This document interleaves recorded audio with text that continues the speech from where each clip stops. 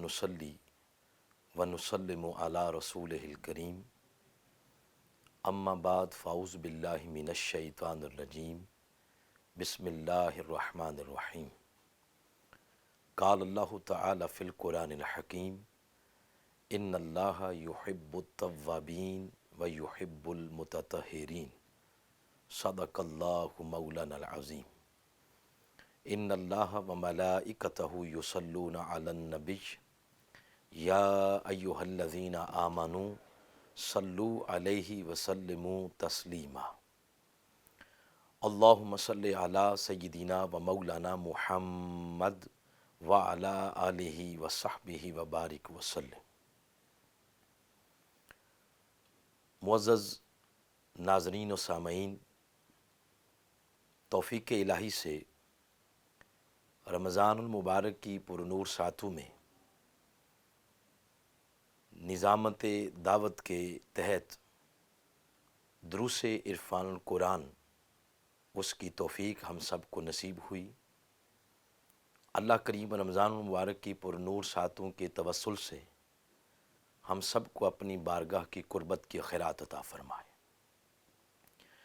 آج کی اس نشست میں رمضان المبارک کی پرنور ساتوں کی مناسبت سے ہم گفتگو کریں گے توبہ کے موضوع پر۔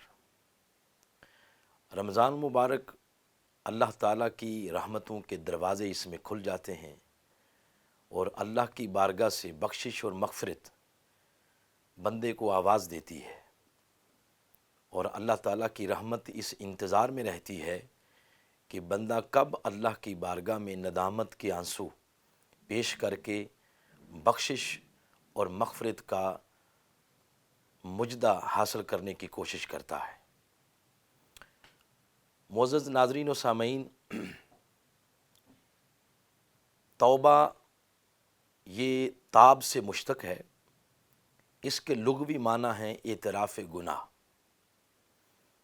ندامت، شرمندگی، رجوع، لوٹ آنا، باز آنا، اجتناب کرنا، یہ سب معانی توبہ کے ہیں۔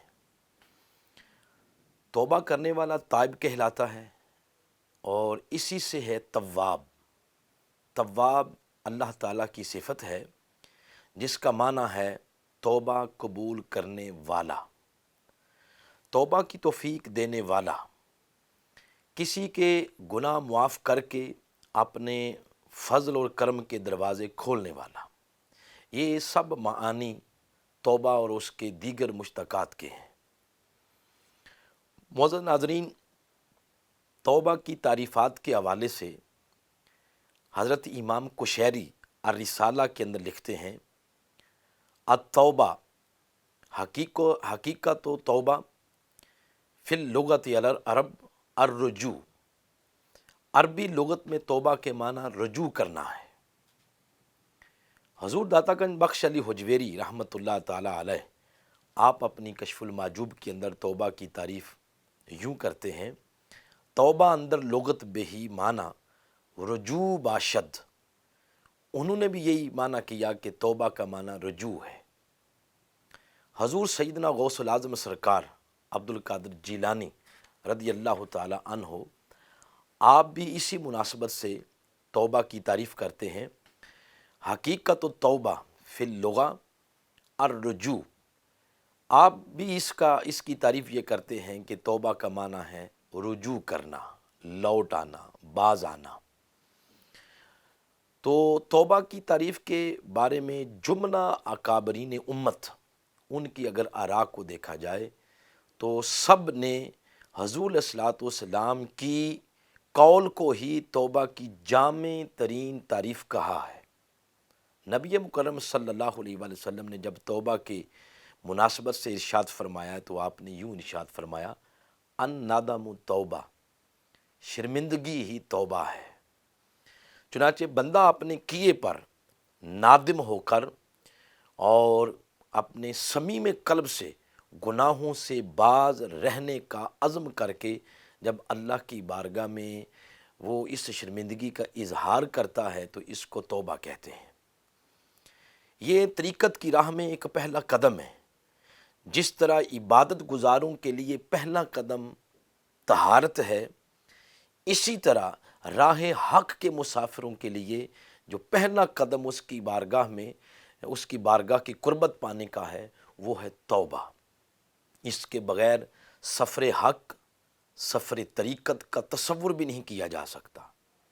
اس لیے بعض احباب توبہ کو باب الابواب بھی کہتے ہیں، کیونکہ طریقت کے جملہ دروازے اسی سے آگے کھلتے ہیں۔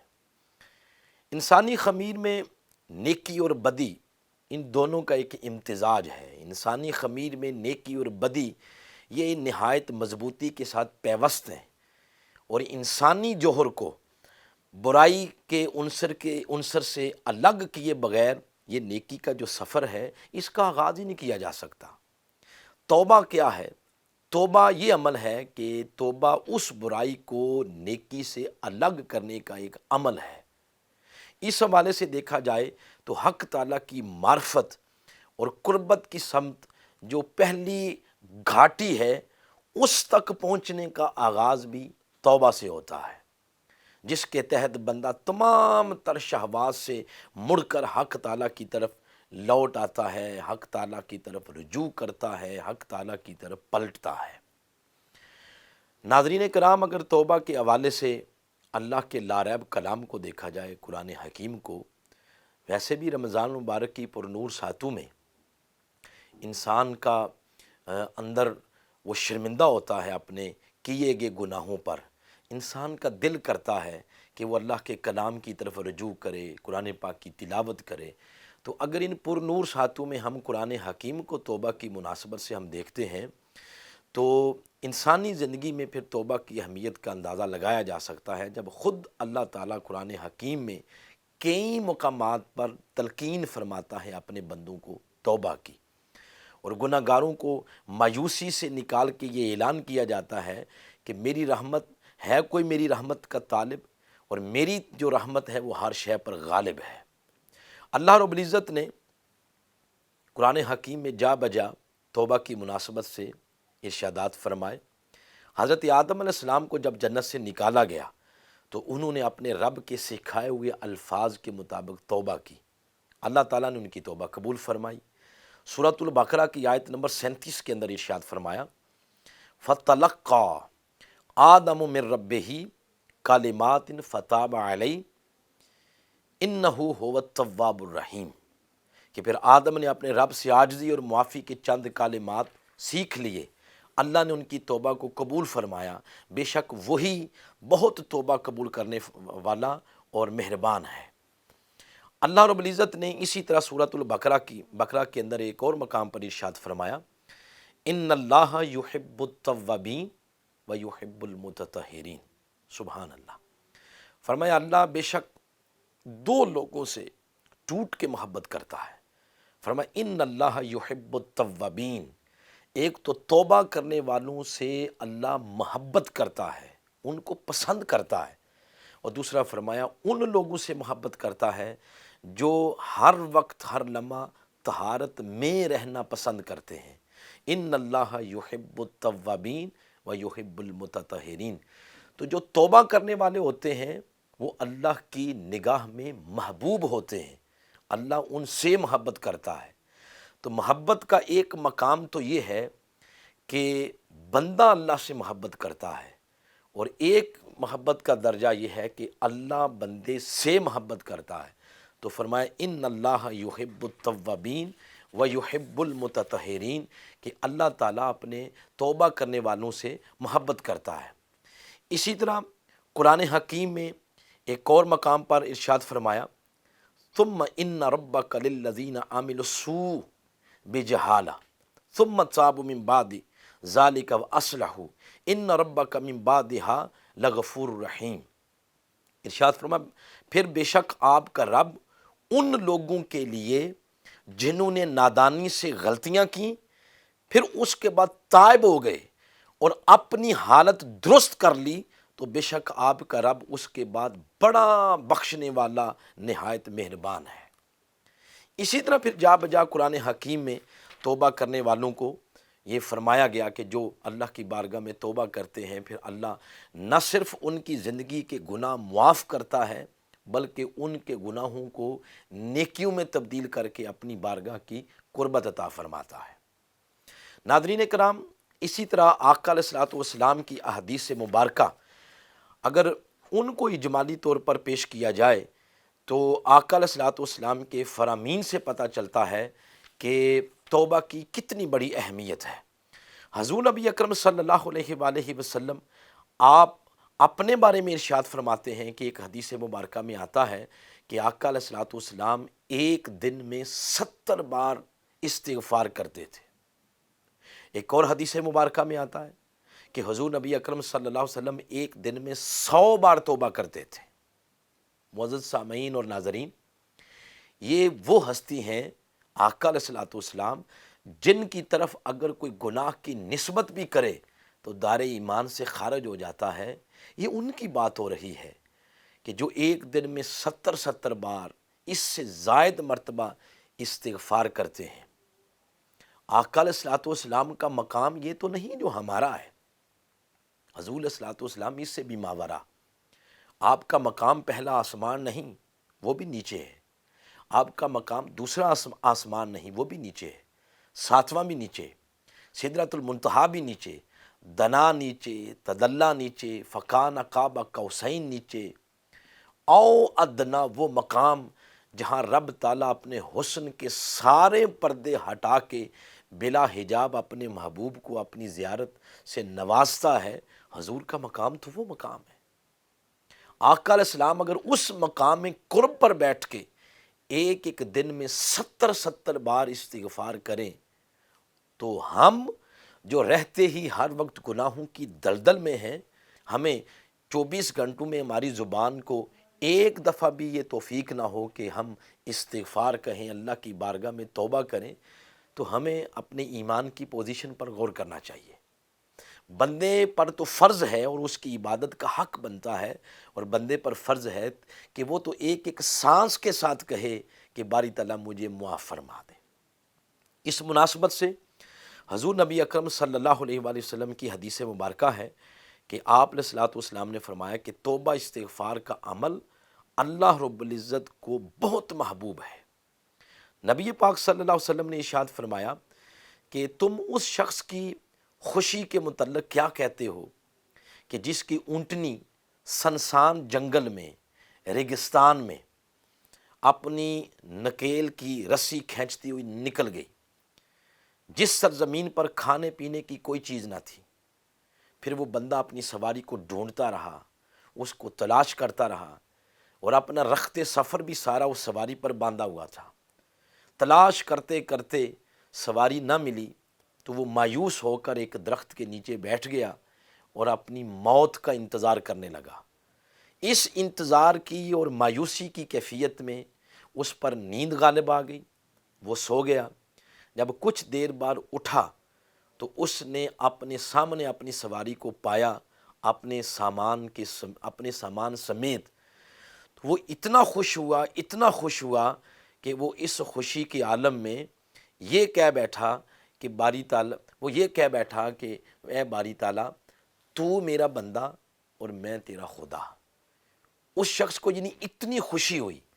نبی مکرم صلی اللہ علیہ وآلہ وسلم نے ارشاد فرمایا کہ جتنی خوشی اس بندے کو اپنی سواری کے مل جانے پر ہوئی، اس سے کئی گنا خوشی رب تعالیٰ کو اپنے گناہ گار بندے کی توبہ پر ہوتی ہے۔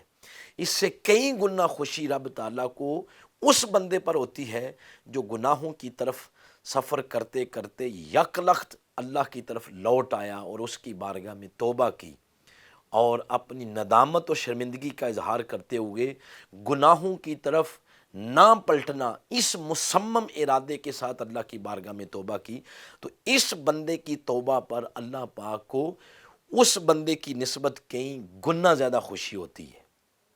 ناظرین کرام، توبہ کے حوالے سے نبی مکرم صلی اللہ علیہ وآلہ وسلم کے معمولات ملتے ہیں اور آپ علیہ السلام کے ارشادات ملتے ہیں۔ حضور علیہ الصلوۃ والسلام آپ ارشاد فرماتے ہیں، حضرت ابن عمر بیان کرتے ہیں کہ ہم گنا کرتے تھے کہ حضور نبی اکرم صلی اللہ علیہ وسلم ایک مجلس کے اندر 100 مرتبہ توبہ کرتے تھے، 100 مرتبہ، رب رب اغفر لی وتب علیہ انک انت التواب الرحیم۔ اس طرح آقا علیہ الصلوۃ والسلام اللہ کی بارگاہ میں توبہ کرتے۔ حضرت ام المومنین حضرت عائشہ صدیقہ رضی اللہ تعالی عنہا، ان سے مروی ہے کہ آقا علیہ الصلوۃ والسلام نے نماز چاشت ادا فرمائی، پھر 100 مرتبہ اللہ پاک کی بارگاہ میں یوں عرض کیا، اللہم اغفر لی وتب علیہ انک انت التواب الرحیم۔ اس طرح آقا علیہ الصلوۃ والسلام کے پھر فرامین ملتے ہیں۔ اور حضور علیہ الصلوۃ والسلام، حضرت ابو سعید خدری روایت کرتے ہیں کہ آقا علیہ الصلوۃ والسلام نے ارشاد فرمایا کہ شیطان نے بارگاہ الہی میں کہا، اے اللہ مجھے تیری عزت کی قسم، میں تیرے بندوں کو جب تک ان کی روحیں ان کے جسموں میں باقی ہیں میں پے در پہ حملے کر کے ان کو گمراہ کرتا رہوں گا۔ تو اللہ تعالیٰ نے فرمایا مجھے بھی اپنی عزت کی قسم، اپنے جلال کی قسم، کہ جب تک وہ مجھ سے بخشش مانگتے رہیں گے میں اپنے گناہ گار بندوں کو بخشتا رہوں گا۔ سبحان اللہ۔ تو سامعین کرام، رمضان المبارک کی پر نور ساتوں میں ہمیں چاہیے کہ ہم اپنی زندگی کے وہ ایام جو ہم نے سہون یا عمدن، جان بوجھ کر یا انجانے میں اللہ سے دوری پر گزارے، گناہوں کی دلدل میں گزارے، اس وقت رمضان مبارک کی مبارک ساتوں کے اندر اللہ کی رحمتوں کے دروازے کھلے، ہم اپنی گزری ہوئی زندگی پر ندامت کا اظہار کر کے اللہ کی بارگاہ میں توبہ اور استغفار کریں۔ اگر توبہ اور استغفار کے حوالے سے انبیاء کرام کو دیکھا جائے، صحابہ کرام کو دیکھا جائے، اولیاء کرام کو، تو ان کی زندگی کے احوال ہمارے لیے مشل راہ ہیں۔ حضرت سیدنا داؤد علیہ السلام، ان کے بارے میں آتا ہے کہ ان پر وحی کی گئی کہ اگر وہ لوگ، وحی یہ کی گئی کہ اگر وہ لوگ جو مجھ سے منہ موڑ لیتے ہیں، اگر وہ یہ جان لیں کہ میں ان کا کیسے انتظار کرتا ہوں، یعنی یہ وحی کی گئی اللہ تعالیٰ کی طرف سے داؤد علیہ السلام کی طرف کہ اے داؤد اپنی امتیوں کو بتاؤ کہ اگر وہ لوگ جو مجھ سے منہ موڑ لیتے ہیں وہ اگر یہ جان لیں کہ میں ان کا کیسے انتظار کرتا ہوں اور ان پر کیسی مہربانی کرنے والا ہوں، اور ان کا معصیت کاریوں کو ترک کرنا مجھے کتنا پسند ہے، تو وہ میرے شوق میں مر جائیں اور ان کے جوڑ میری محبت کی وجہ سے منقطع ہو جائیں۔ اے داؤد، یہ میرا ارادہ ان لوگوں کے متعلق ہے جو مجھ سے منہ موڑ لیتے ہیں، تو جو آتے ہی میری طرف ہیں اور میری یاد میں زندگی گزارتے ہیں، اندازہ لگائیں ان کے بارے میں میرا ارادہ کیا ہوگا۔ سبحان اللہ، سبحان اللہ۔ یہ داؤد علیہ السلام کی طرف وحی کی گئی، یعنی اللہ پاک کو اتنی محبت ہے اس بندے سے جو شیطان کے رستے پہ چلتے چلتے یک لخت مڑ کے رحمان کے رستے کی طرف آ جاتا ہے۔ اللہ پاک کو اتنی ان پر محبت آتی ہے۔ پھر حضرت عمر فاروق رضی اللہ تعالی عنہ بیان فرماتے ہیں، آپ فرماتے ہیں جالس التوابین فإنہم ارق شیء افئدہ، فرماتے ہیں کثرت سے توبہ کرنے والوں کے پاس بیٹھا کرو کیونکہ ان کے دل نہایت ہی نرم ہوتے ہیں۔ مولا علی شیر خدا کرم اللہ وجہہ الکریم، آپ ارشاد فرماتے ہیں تعجب ہے اس شخص پر جو ہلاک ہو جاتا ہے حالانکہ نجات کا رستہ اس کے پاس موجود ہے۔ عرض کیا گیا حضرت وہ نجات کا رستہ ہے کیا؟ آپ نے فرمایا استغفار۔ آپ فرمایا کرتے تھے کہ اللہ تعالیٰ اس بندے کو استغفار اور توبہ کی توفیق نہیں دیتا جسے وہ عذاب دینا چاہتا ہے۔ اسی طرح سیدنا ابو ہریرہ رضی اللہ تعالیٰ عنہ وہ ارشاد فرماتے ہیں کہ حضور علیہ الصلوۃ والسلام سے بڑھ کر استغفار کرنے والے کسی شخص کے پاس میں نہیں بیٹھا۔ حضرت ابو ہریرہ فرماتے ہیں میں آج تک کسی ایسے شخص کے پاس نہیں بیٹھا جو رسول اللہ صلی اللہ علیہ وسلم سے بڑھ کر استغفار کرتا ہو۔ اسی طرح حضرت ابو ذر فرماتے ہیں کیا آپ لوگوں کا مشاہدہ کرتے ہیں کہ ان میں سے اکثر خیر پر نہیں سوائے متقی اور توبہ کرنے والوں کے۔ حضرت ذوالنون مصری آپ فرماتے ہیں کہ الاستغفار من غیر اقلاع هو توبۃ الکاذبین، فرماتے ہیں گناہ سے باز آئے بغیر توبہ کرنا جھوٹے لوگوں کی توبہ ہے۔ تو ناظرین اکرامی سے یہ پتہ چلا کہ توبہ صرف ایک زبان سے لفظ ادا کرنے کا نام نہیں ہے کہ استغفار کہہ دیا، توبہ کا لفظ زبان سے بول دیا تو سارا پچھلا کھاتا سارا واش ہو گیا۔ نہیں، توبہ کا مطلب یہ ہے کہ گزشتہ زندگی پر کیے گئے جو گناہ ہیں، کیے گئے گناہ، ان پر ندامت کا اظہار کیا جائے، آئندہ زندگی گناہوں کی طرف نہ پلٹ کے جانا، اس عزم کا اظہار کیا جائے۔ اور جب توبہ کا لفظ بولا جاتا ہے تو ہمارے ذہنوں میں ایک مغالطہ ہے، ہم یہ سمجھتے ہیں کہ ہم نے جو لفظ توبہ کہہ دی، رمضان المبارک کی پرنور ساتیں آ گئیں، ہم نوافل پڑھیں گے تو ہم نے وہ جو یتیموں کی زمینوں پر قبضہ کر رکھا تھا وہ بھی کھاتا معاف ہو جائے گا، لوگوں کے حقوق جو سلب کر رکھے تھے وہ بھی سارا کھاتا صاف ہو جائے گا، ہم نے ایک دوسرے کو ناراض کر رکھا ہے، بس نوافل پڑھیں گے تو وہ کھاتا ہمارا سارا واش ہو جائے گا۔ توبہ کا یہ ہرگز یہ معنی نہیں ہے۔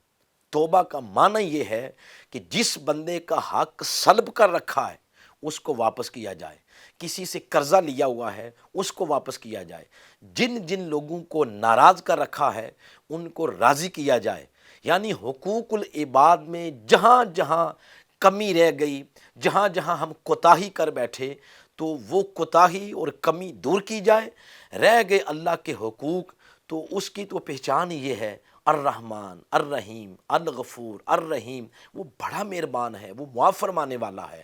تو یہ پورا ایک توبہ کا پیکج ہے۔ اس حوالے سے حضرت ذوالنون مصری فرماتے ہیں کہ گناہ سے باز آئے بغیر توبہ کرنا یہ توبہ ہے ہی نہیں ہے، یہ حضرت ذوالنون مصری فرماتے ہیں۔ اور آپ نے ایک اور مقام پر ارشاد فرمایا کہ عوام کی توبہ گناہوں سے ہوتی ہے اور خواص کی توبہ غفلت سے ہوتی ہے، یعنی جو اس کے اپنے ہیں، جو اس کے قریب ہیں، وہ اگر ایک لمحہ اس کی یاد سے غافل ہو جائیں تو وہ سمجھتے ہیں کہ اب ہمیں توبہ کرنی چاہیے۔ تو عام عوام کی توبہ تو گناہوں سے باز آنا ہے، مگر جو خواص ہیں ان کی توبہ وہ غفلت سے توبہ ہے۔ اسی مناسبت سے حضرت یحییٰ بن معاذ رضی اللہ تعالیٰ عنہ وہ فرماتے ہیں کہ توبہ کے بعد ایک لغزش توبہ سے پہلے کی 70 لغزشوں سے بھی بدتر ہے، یعنی اس کا مطلب یہ ہے کہ جب توبہ کر لی پھر حتی الوسع یہ کوشش کرنی ہے کہ میں نے دوبارہ پلٹ کے گناہوں کی طرف نہیں جانا۔ ناظرین کرام، آئیں رمضان مبارک کی ان پور نور ساتوں میں ہم سچے دل کے ساتھ عمدن یا سہون کیے گئے گناہوں پر اللہ کی بارگاہ میں توبہ کریں اور بقیہ زندگی نہ پلٹ کر گناہوں کی طرف جانا، اس عزم کے ساتھ گزارنے کا ارادہ اللہ کے حضور پیش کریں۔ اللہ کی بارگاہ میں دعا ہے کہ اللہ کریم ماہ رمضان مبارک کے توسل سے ہماری زندگی کے گناہ معاف فرمائے اور گناہوں سے پردہ پوشی فرما کے ہمیں ہر قسم کی وبائی امراض سے محفوظ فرمائے۔ اللہ امت مسلمہ کی خیر فرمائے۔ وما علینا الا البلاغ المبین۔